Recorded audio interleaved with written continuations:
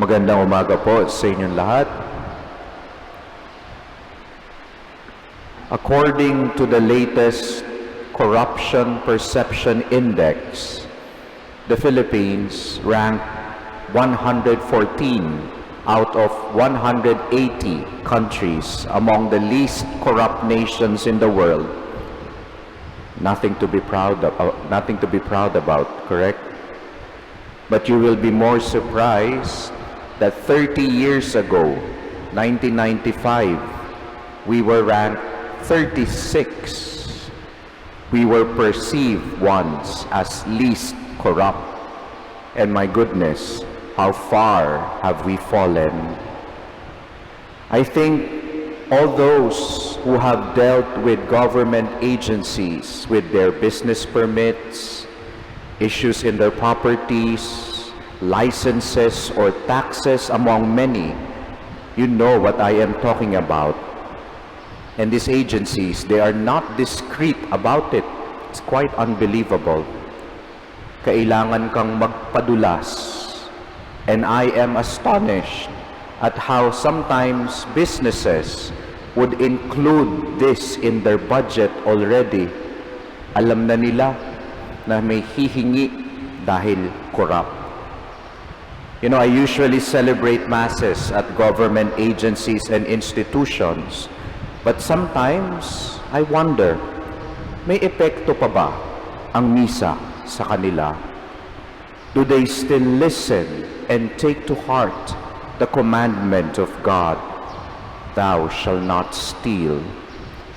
Do they still listen to their consciences, or have they been numbed because the sins of corruption, graft, extortion, bribery, nepotism have already been so institutionalized and made the norm?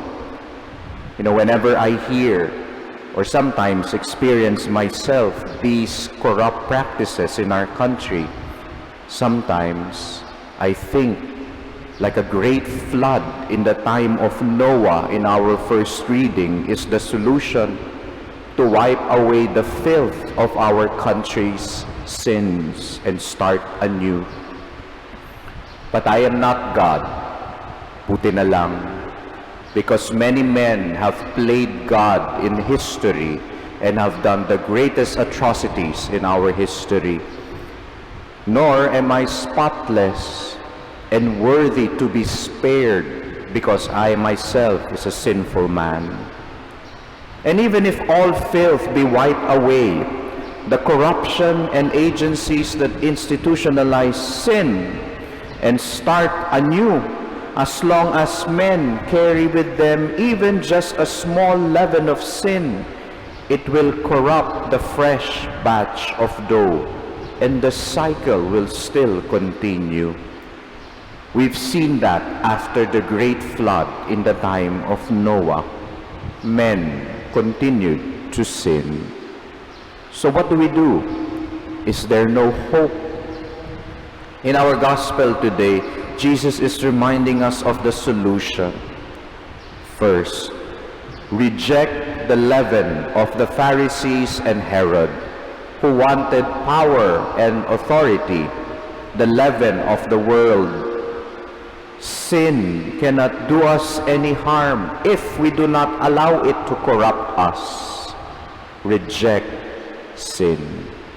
And second, accept only the bread that comes down from heaven.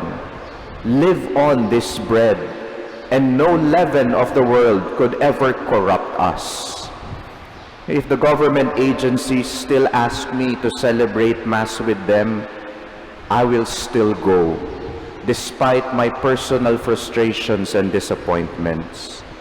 For one, I know there are still good and honest people in the government who will never be corrupted by the leaven of the world. And as a priest, I will never ever deprive them of the bread of life that sustains them in their mission. They are the flickering light amidst the darkness. And second, I know as well, although that the corrupting power of sin is powerful, hope is never lost. The Word made flesh, the bread of life, is the one that will sustain us.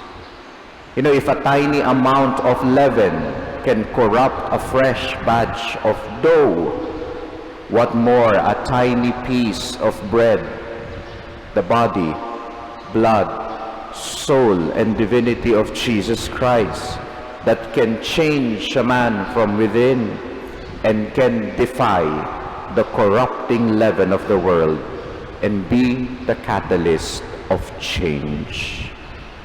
In Jesus, hope is never lost. Amen.